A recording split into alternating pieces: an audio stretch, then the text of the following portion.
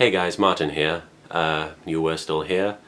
I don't know if you can hear it, but the heating is on full blast. Our central air is pumping out as much heat as it can into the home because it's bloody freezing right now.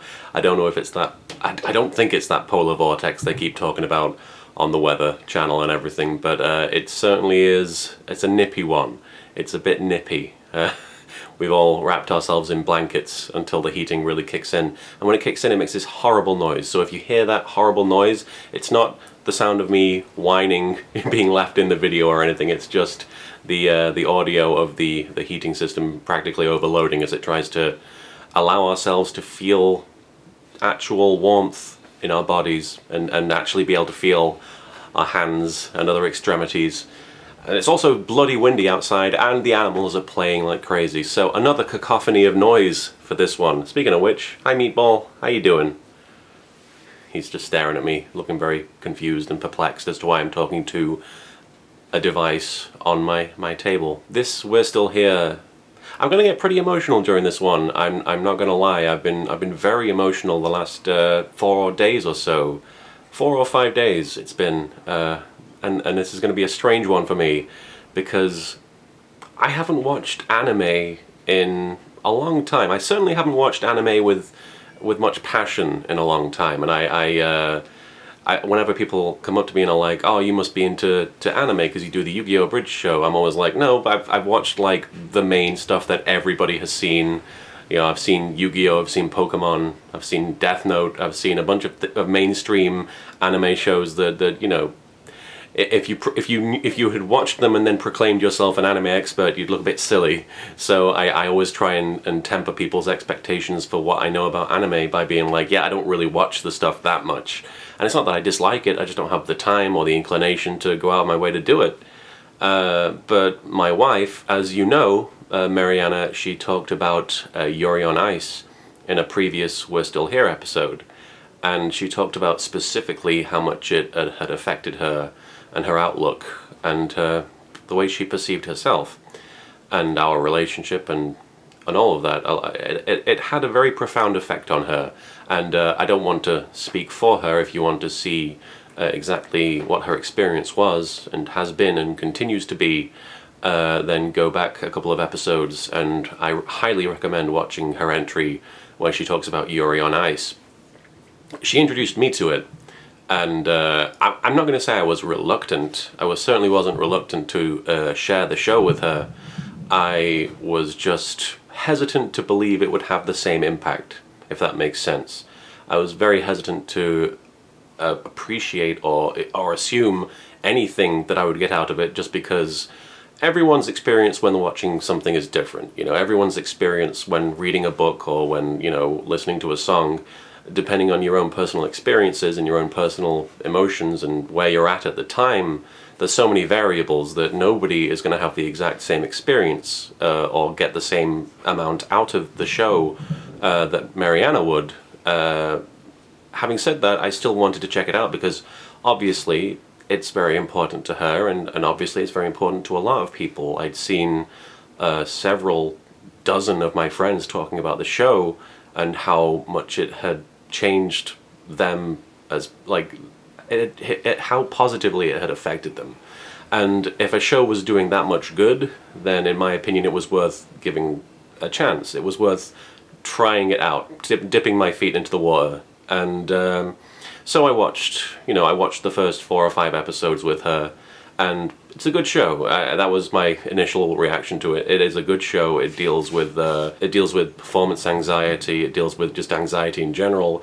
It deals with, you know, emotions that you don't usually see being dealt with necessarily in a sports anime. It's a very unique take on the sports anime genre, and I appreciated that right from the get-go. There's a lot of, you know, there's a lot of subjects and there's a lot of things that the show addressed that I wasn't necessarily expecting. It definitely affected me. It definitely had an effect on me. I was certainly able to appreciate a lot of the stuff the show was saying, a lot of the stuff the show was doing, a lot of the stuff the characters were going through. But it didn't really hit me as hard as it did a lot of the other people that I was seeing who had been affected by it, I was able to just sort of appreciate the show and not really it wasn't like the most amazing thing in the world to me. It was a good show, and I appreciated what it was doing. Then, in the most recent episode, something happened. And it's a strange thing for me to be talking about, because I haven't had a connection with a fictional character, certainly as strong as this, in a long time. I want to say a decade, at least. You know, I just haven't had it. I don't know why. I don't know if it's because I've just not been looking for one. I don't know if it's because I just have been, you know, sort of numb to it in general. I don't know if I just haven't been watching the right shows or reading the right books or what, but there was something about what happened in the most recent episode that really affected me, and I want to talk about it with you guys, because I'm hoping that me talking about it, if you're able to see, you know, the fact that I was able to acknowledge something about myself with the aid of something like Yuri on Ice, it will hopefully help you to either just be aware of the fact that, you know, at some point you will be able to face a lot of the negativity and self-doubt and depression and discouragement that you're getting from within, even if it's from something as completely random as an anime show about ice skating. They recently introduced a skater called JJ, who, when he shows up, he's like the most arrogant, cocky bastard when he arrives, and I was kind of tickled by the way he was behaving. A lot of people really strongly dislike the character because he's so brash and so full of himself, and he's just pure ego, and you know, he gets in the way of everybody else, and he makes fun of the main characters, and you know, he's basically just the comedic foil for a lot of what's going on. So, and given that there's very few like even remotely antagonistic situations in the show, the fact that he presents even a mild antagonism makes people dislike him when they watch the show. And I understand that. I understand that this guy, when he shows up and he's going on about how amazing he is, he calls himself the king, and that's, to me, that's funny. But it's also that's pretty much telling of what he's like as a performer and as a person. He's like, you guys are here to see me. You know, I'm the reason all this is happening. So you're welcome. You know, that's what he does. And he does this thing where he goes like, it's JJ style, and I don't know how to do it yet. I'm gonna have to figure it out. But he says, it's JJ style, and that's like his catchphrase, and it's the goofiest, dumbest thing possible. It's daft. He's a funny character, and you know, because of the fact that he's funny, I was immediately not necessarily drawn to him, but I was not as like angry at him as a lot of other people are, because I was like, oh, this guy's here just for laughs. He's here for the yucks. And it's really interesting now, having just had the new episode come out last week, going back and watching a lot of the previous episodes where he performed, because the point of his character initially was just to be like, he's the best, and he doesn't even have to try. He is the absolute pinnacle of skating perfection. He nails all of his performances. He gets top marks. He's always number one, and he's not even trying. You know, and everybody in the crowd is like a fanboy of him, and they're singing his theme song and everything. And it's just really, it's a show. It's a spectacle. It's a big deal. Then in the most recent episode, I don't want to talk too much about what happens, but in the most recent episode, big spoilers, he chokes, and it's like he's on the biggest stage yet. He's like, it's at the Grand Prix. It's the big time. It's like, this is where you really prove yourself. And everybody else before him goes out and they perform, and they do it not necessarily the best they've done, but they exceed expectations for the most part, except for one character. But that's another part of the story that I don't want to talk about, because it's not related to what I'm talking about. But JJ, after all this boasting and all this brash ego and rubbing everyone the wrong way, he goes out there and he, as soon as he's like about to really nail his performance, he just fails.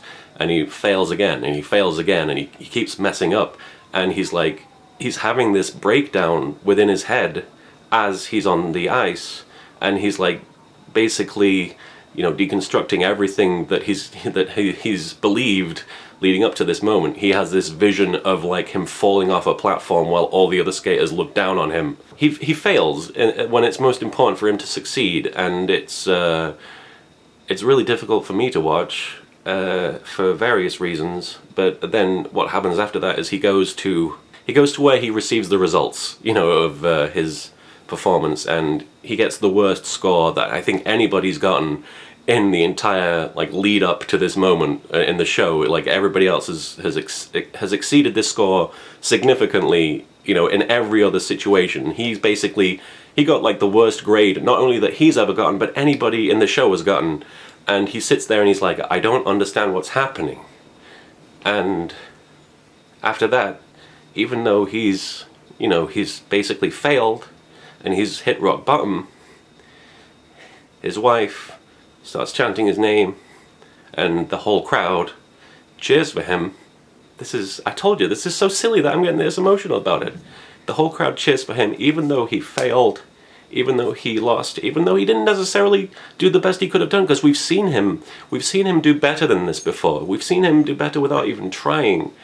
And he fails big time. He fails himself and everybody watching big time, but they still support him. And he's still... One sec, the dog might have to go out. Even though he drops the ball as thoroughly as he does, he literally like screwed up the worst he possibly could at the time when he had to be the best he possibly could be. And everybody saw him fail, and everybody saw him become this emotional, fragile thing in front of the world, essentially. That is the world to him.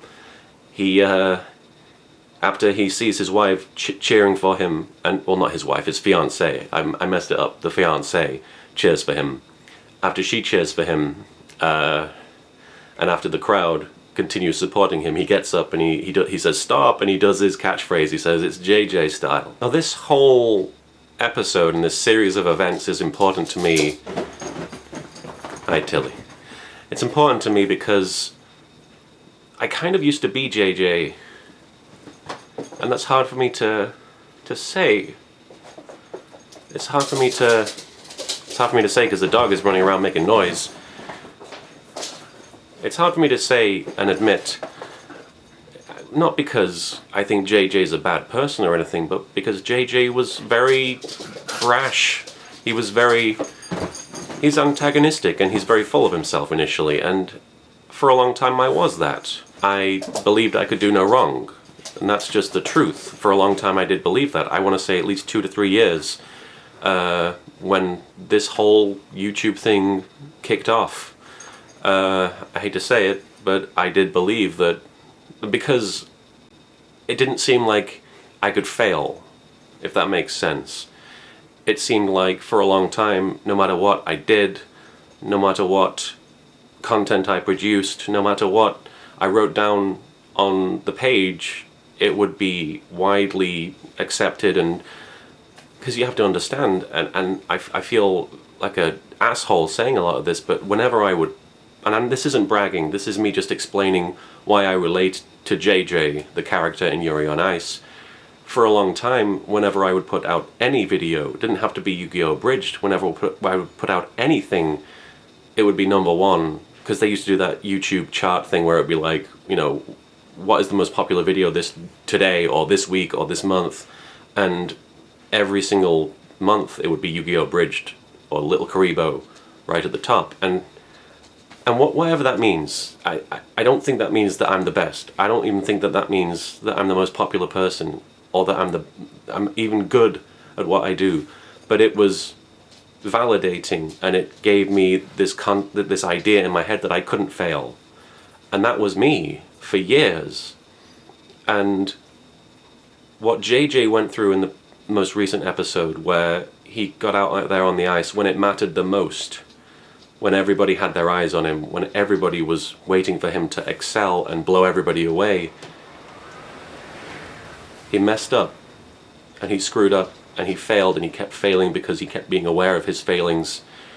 Even though he didn't like lose completely, even though it's not like he did a bad job, he let himself down, and it felt like he let everybody else down in the process. The reason this has significance to me is that watching JJ go through what he did, both on the ice and off the ice afterwards, it helped me to acknowledge and address something that I'd been sort of ignoring and denying myself for a long time, which I honestly think is part of the cause of why I became depressed.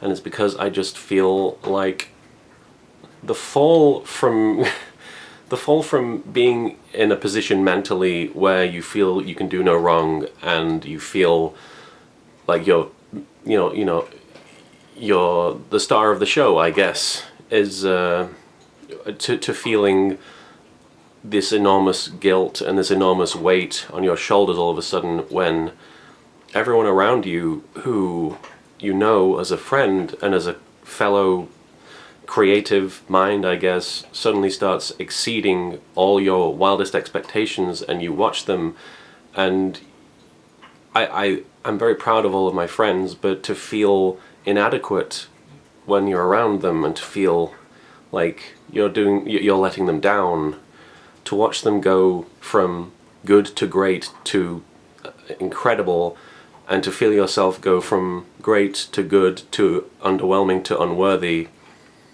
that feeling, it's a wound, it's a blow to the gut, it's hard to recover from.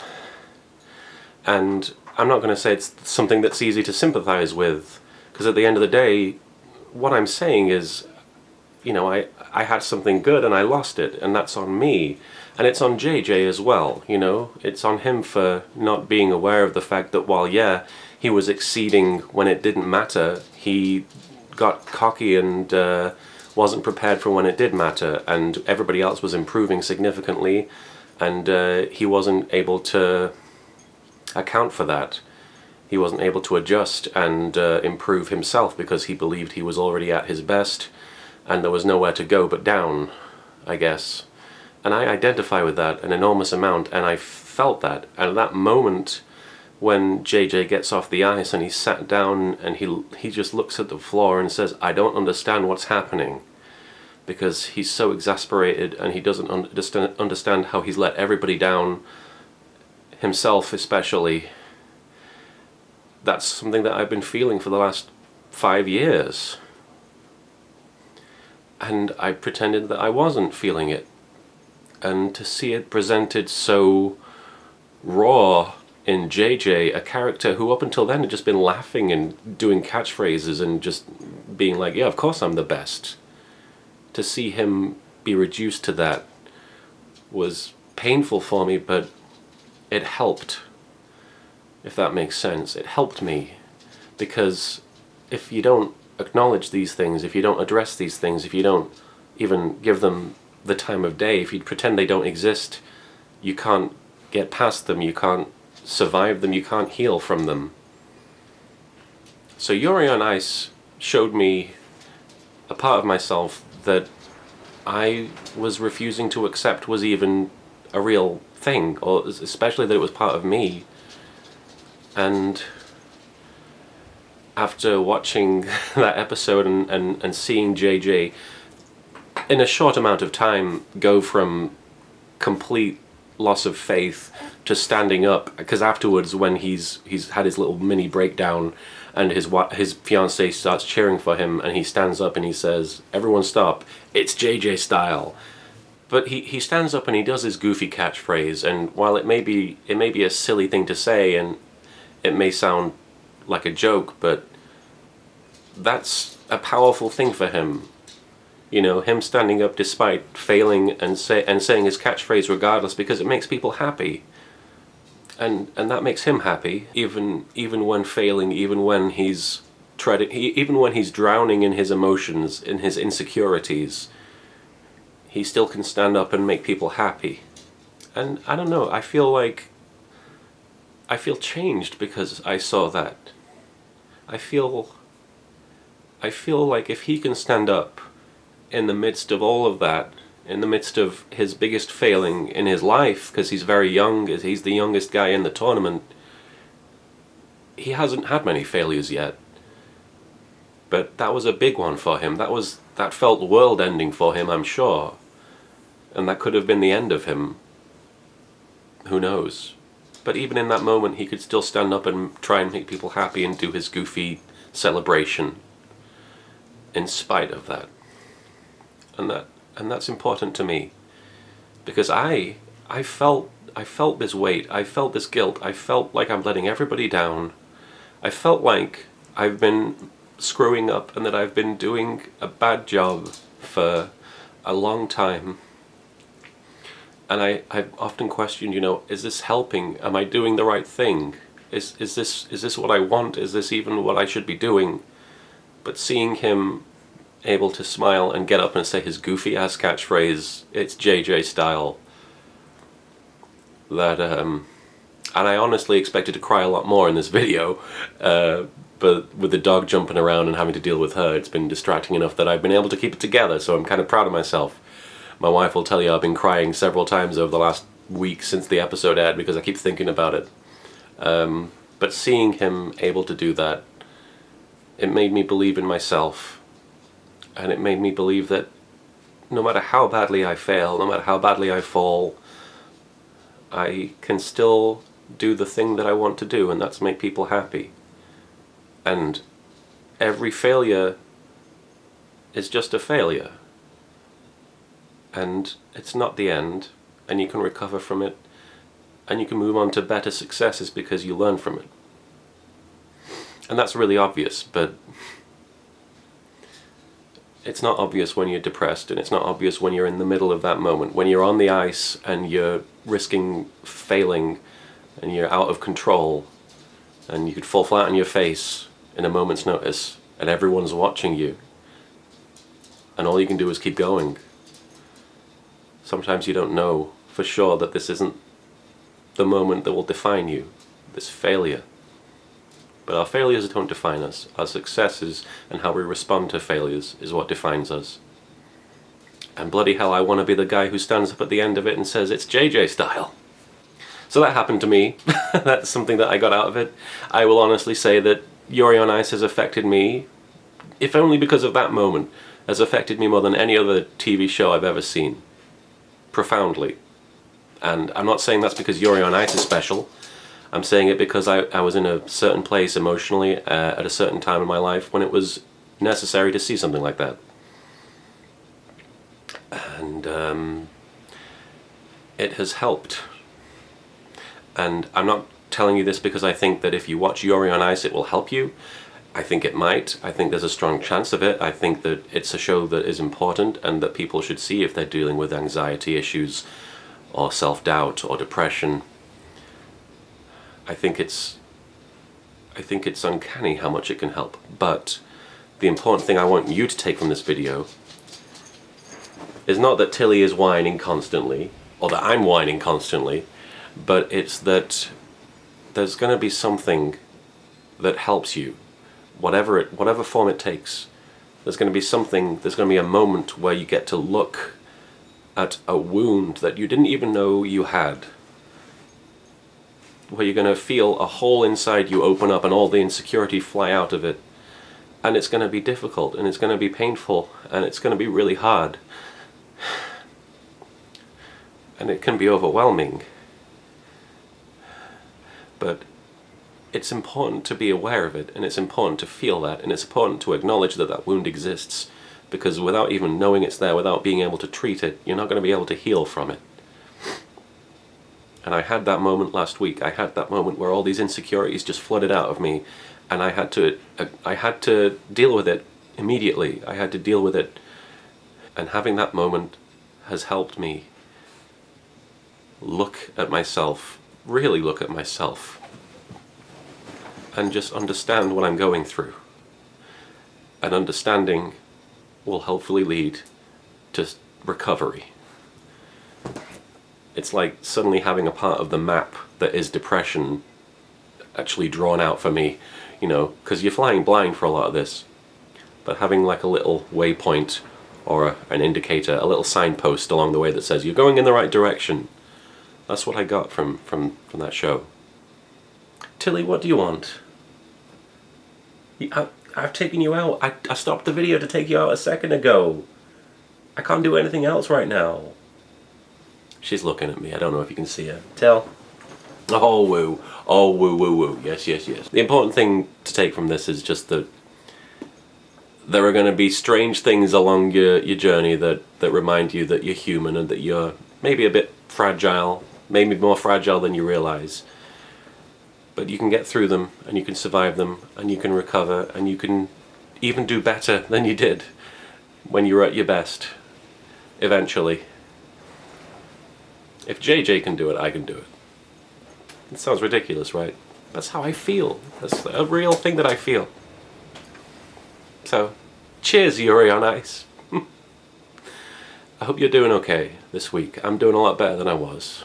It may not seem like it because I'm crying over cartoons, but I'm doing a lot better than I was.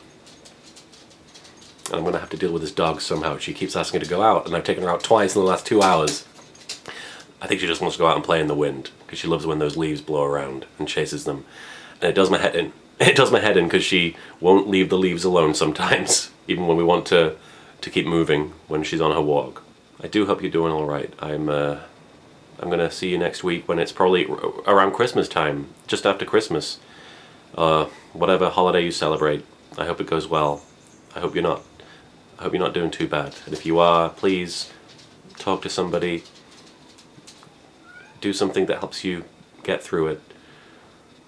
Whatever it takes, I hope to see you next week. Take care of yourself.